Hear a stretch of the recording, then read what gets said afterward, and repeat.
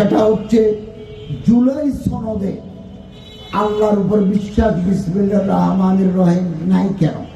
আরে বাবা, আমাদের যে সংবিধান আছে, জুলাই সনদ যদি আপনারা হ্যাঁ ভোটের মাধ্যমে পাস করে দেন, আমরা এটা সংবিধানে যুক্ত করে দেব।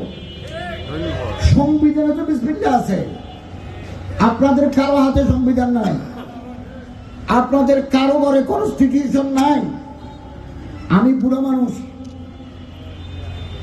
আমি দায়িত্বশীল সাথে কথা বলছি। You have never gone through the constitution of Bangladesh. আপনি আমার দেশের সংবিধান পড়ে দেখেন নাই? আপনার পজিশনে আমার দেশের সংবিধান নাই। আপনাকেই বলছি, ইন্স্যুরেন্স করলে সিটিতে সুরক্ষা পাবেন নিশ্চিত। এই জন্য এসব কথা বলেন।